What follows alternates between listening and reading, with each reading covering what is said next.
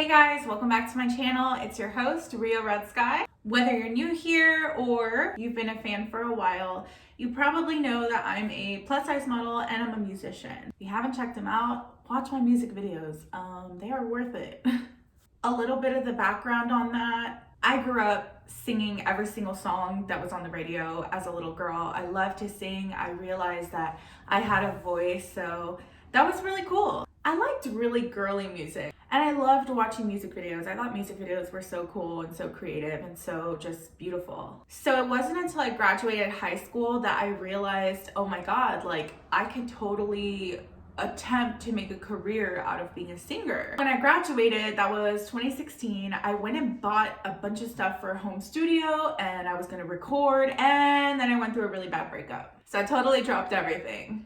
It took me about 2 to 3 years to heal from that. It was very toxic. I don't want to talk about that. So in 2020, during COVID, when we got our stimulus checks and everything, I realized I had an abundance of money and I was like, okay, what am I gonna do with this money? I don't just wanna go spend it on a bunch of BS and not feel like I'm investing in something or doing something with it. I decided to take up music again. I reinvested in music stuff. I reinvested in a mic and a home studio setup. And I guess it was because of COVID and how gloomy the world was, I came up with the song Happiness or Something. That song came out in like August, I believe, and then we made a music video in October of 2020, so that was really cool. And that song was basically my entrance to the music world and my chance to tell people, I'm here, I'm gonna start doing music.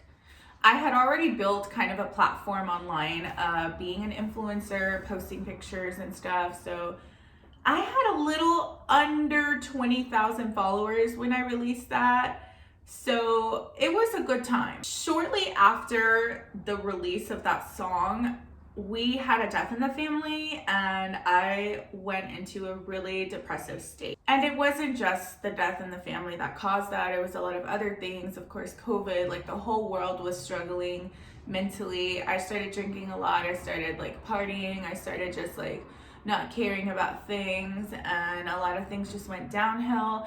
I started writing a lot of music, and that's kind of where this album stemmed from, was a place of hurt and a place of pain, which is super dramatic to say, I know, but that's how a lot of musicians get started. You start with emotion and wanting to tell your story and wanting to release these emotions, and music was a way that I could do that. It was my outlet. To me, music is just a creative journal. It's a figurative way to say everything that I want to say that doesn't always need to be said. You know, like some people say, like, if you don't have anything good to say, then, you know, shut up. And for me, music lets me combine the good and the bad and the ugly. And with this album, that's what I did. Okay, so now let's talk about the album. First and foremost, this was my first album. It dropped in 2021, November 19th, which is my grandmother's birthday and one of my best friend's birthday. We were out that night when it dropped, partying, and it was a good time. I was so proud of the album. I even got it tattooed on myself.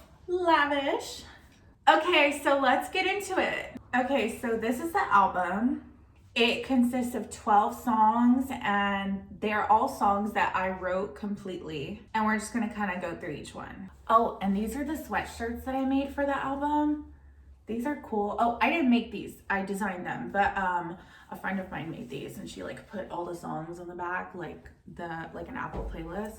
So that's really cool. I'm gonna put it on because it's really cold in here. And you know I had to write them down. Not that I don't know my own album or anything, I totally do, but just to keep track. Okay, so track number 1, Dreams, which is also an intro to the album. I really like this song because I feel like it kind of sets the tone for the whole album, because it's a little dark, it's a little slow, but it's also a little like hip-hoppy. A friend of mine made the beat. He goes by Paxson Beats. I will put his YouTube in the caption, go check out his stuff. And I wanted the intro song to just be something inspirational. So I feel like with the song Dreams, we were able to do that. It kind of like was leading up to a moment of like, I'm here and I'm here to get things done, because the song talks about a dream. It says, do you have dreams? Live in lavish. I am focused like a savage. And it's true, because it's like, it's basically asking people like, what are your passions? What are you dreaming? What are your goals in life? Because I know I'm getting my stuff done. So I feel like the tone of that song kind of foreshadows the roller coaster of the album that we're going on. Okay, next song, Happiness or Something, Remastered. I got a lot of backlash on that song, not because of the lyrics or anything, but that song, when I originally uploaded it, I was hard-headed. I didn't want to listen to any producers or anybody. I released this song with no auto-tune, no nothing. I recorded it in my bedroom, and I really didn't know what I was doing. So basically, like, the first version of the song, which is still on Spotify, is just me talking. Happiness is something, so we can't let it go for nothing. And it's cute, but again, people were just like, you could do so much better than that. So I re-recorded it and I remastered it. When I released Happiness or Something, I put it on CDs and I sold them for like $5. And people bought them and it was cool. Not a lot of people bought them. Like 10 people bought them. But yeah, I was just having fun. Track number 3, Rain in My City. Oh my God. So many people love this song. I found the beat on YouTube, and surprisingly enough, I was in a toxic relationship and I was in the middle of like a breakup. Like actually texting and calling this person and breaking up. And I was driving to my friend's house, and while I was talking to that person, it was so sad for me. So I took a detour before getting to my friend's house. And it started raining outside. And I put the beat on and I was like, what if I incorporate the rain into this song that I'm feeling sad? And I think my favorite line of the song is the beginning, where it goes, I know I'm so conceited, but damn, I feel defeated. I'm wondering if you're tripping, if your mind is still repeating. Cause it's like, I know I'm so conceited, but damn, I feel defeated. That is like my favorite line, because it's like, yeah, I'm so confident, I'm so whatever, but like when your heart breaks, you feel defeated. You feel so broken sometimes. At least me, because I'm a really emotional person. And when I get attached to somebody, I get really attached. So that line, no, I'm so conceited, but damn, I feel defeated. That's one of my favorite lines. And then when the beat drops, it goes, can't blame this change. One way we stayed. Like, oh my God, it's just so dreamy. Like, if you're sad and you put that song up really high, like, you're just gonna vibe, and it's a vibe. And like, the lyrics in that song are just so like witty. Is that the word? So like satisfying to me. So like kind of like sarcastic, because it's like, one shot, you were mine, I'm feeling fucked. It's like one shot, like I'm throwing a shot because the guy that I was into is like, he's played basketball. So yeah, there's just a lot of like little things like that I put into my music that are just so, they have a lot of meaning to me. Okay, next song, Lavish. So with this song, I didn't want the album to be totally sad. And this song is by GC Beats. When I heard that beat, I was like, oh my God, this is a really dope beat. And I was just like, okay, like I have to do like a rap style song. I have to just go in, go hard, and just start like freestyling and saying what's on my mind. And like, I started thinking like, okay, a bad bitch, like, you know, a person who doesn't give any fucks. And one person I thought about was my brother. So the line in this song that's like, always looking for excuses, what a nuisance, wanna meet my ex bitch, who we introducing. That line, wanna meet my ex bitch, who we introducing, that's a reference to my older brother, who used to be like a player. Like he had so many girlfriends, and like the new girlfriends would get mad at the old ones because like they just all like hated each other or whatever, just drama. So I was like, okay, like think like a person who doesn't give a fuck. Oh, my brother, he doesn't give a fuck. So it's like, wanna be my ex bitch? Well, who we introducing? Cause like, he was still cool with all of them. They just didn't like each other. So that song is just like, it's supposed to be just like an anthem of just like doing what you want and owning what you do and just being who you are and being proud of it and stepping into the shoes that you want and becoming that person. Especially the chorus where it's like, if you knew how far I'd go, you would not take me home. It's not necessarily about sleeping with someone. It's like not even about that. It's a metaphor, which basically means I'm gonna do absolutely whatever it takes to be successful and be where I wanna be in life.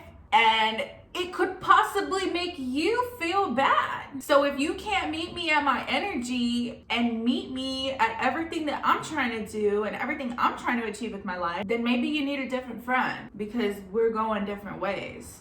And that's just in general to anybody. I mean, look, music is art. Art is subjective. Whatever you get from the song, whatever you need to take from the song, you take it. But this is just like my personal meaning on these things.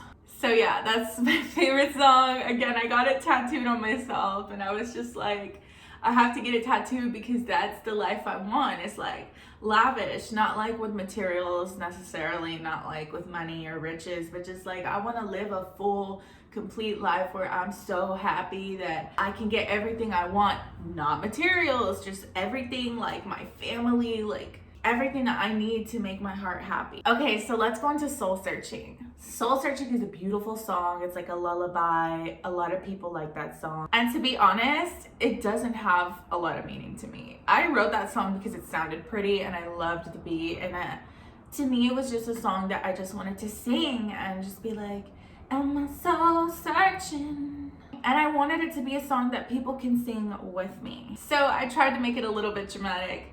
I'll be the one that you want. Pull me close, don't never stop. I give my all. So if that doesn't make you want to sing, I don't know what will. Next song, Losing. So Losing became the opposite of Lavish. Losing actually came before Lavish.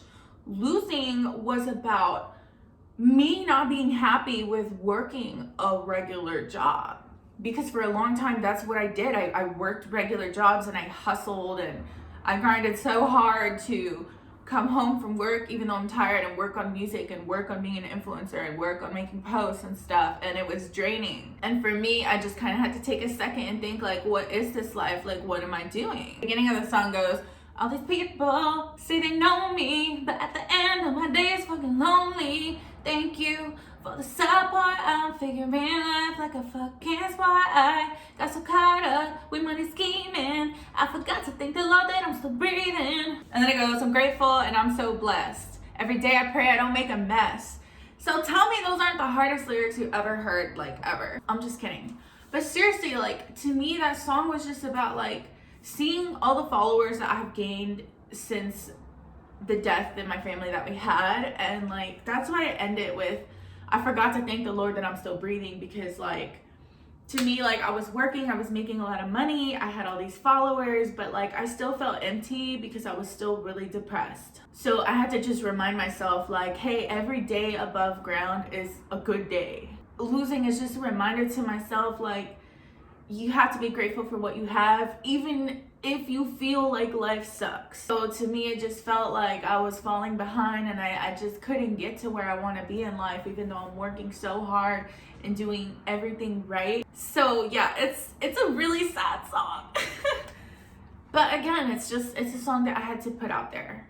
And I had to release those emotions, and now I'm over it. Track number 7, I Could Be is also like Lavish. It's basically like, I found the beat on that song and I really liked it, and I was just like vibing and I was singing and it was just really cool. So that song doesn't have any crazy meanings in it. It's just like a cool song to like rap with or sing with. And I actually performed that song live with a band and it was really cool. But again, same meaning like Lavish. It's just about being who you want to be, stepping into those shoes and getting it done. Track number 8, Moon. So that song, it goes, driving late at night, Don't wanna put up a fight, chasing all the stars, the clouds, the moon. So literally, I was driving, it was late at night, and the moon was out, and it literally felt like I was chasing the stars and the moon. So I was like, okay, this is a perfect opportunity to write a love song. And I have been in love with the beat of that song since I was like 19. I think I wrote that song when I was 20. So it was nice to finally do something with that beat that had been sitting in my playlist forever. So it's just a really pretty love song. It's a vibe, and a lot of people do like that song. Okay, Angel. Oh my god, this is, yeah, that death in the family that I was talking about. Basically, I'm just gonna get it over with. My brother's fiance was killed in 2020. She was murdered by her ex. It's a long story. I'm not gonna get super into it, but that song was inspired by her, and I just wanted that song to tell a story of my brother and what he went through, and just kind of make light of the whole situation. I don't want to talk too much about the lyrics because I will probably start crying, but if you have any questions about that song, or you just want to know more, or you just like it, let me know. But basically that song just tells the story of that from, you know, my brother's perspective and my perspective, and just everything we went through. It's a sad song, but if you want to remember someone that you loved that is gone, definitely play that song. Okay, ROXY. ROXY is an interesting song. ROXY is referring, even though it sounds like a love song, it's referring to my brother's addiction, especially after the passing of his fiance. He was on a lot of drugs. He is off of drugs, thank God, 2 years clean now. And basically, like, I had to live with my brother and deal with him going through that, and it was just a lot for me. So that song is kind of a way for me to heal from that, and it just talks about, like, I can't believe that addiction is something you love more than like your own family, but I understand that addiction is not an easy topic. It's very complex, and there's a lot of different aspects and different ways of dealing with it, and I'm not judging my brother, but this was a way for me to deal with my emotions on the subject. Okay, number 11, Boca Chica Boulevard. So this song is inspired by South Padre Island. I grew up in the Valley. I lived in McAllen. I lived in Brownsville. I moved to Houston a long time ago, and basically, like, the home that I have in Brownsville is my grandma's home, and you gotta take Boca Chica Boulevard to get there. It's the closest highway. It's like the only highway down there. So it's like, I got a beach house en Pache. No necesita preguntar mi madre. Estamos solas y no las contarle. So it's just a cute little like love song, and it's basically saying like, I have a beach house in Padre, even though I don't. It's in Brownsville, but you know, it's like a 30-minute drive, same thing. And basically, like, it's my grandma's house, and like, I have permission to stay there whenever I want. So it's just a cute love song, and it's sweet, and it's a vibe, and I speak Spanish in it, and I think that's really cool. And it's just a sweet song. I definitely can picture that song being on like a commercial for like something Spanish. That would be really cool. Okay, last song, Let Me Know. This is just another love song. I fell in love with the beat, and it just like, I started singing to it, and I wanted it to be a singing song. I wanted people to sing along with me on it. If you want me, let me know. If you want me, then I'll go. And I just wanted people to sing along with me. So that's a wrap on all the songs. This is a long video, but I hope you guys enjoyed this, and I hope it gives you a little bit of an insight to my brain and like what was going on when I wrote these songs, and like what they actually mean from the artist perspective. So thank you guys for watching. Thank you for your time. I hope y'all love the album just as much as I do, and I definitely have more music coming out soon, so stay tuned for that. This is Rio Red Sky, your host. Thank you so much for watching.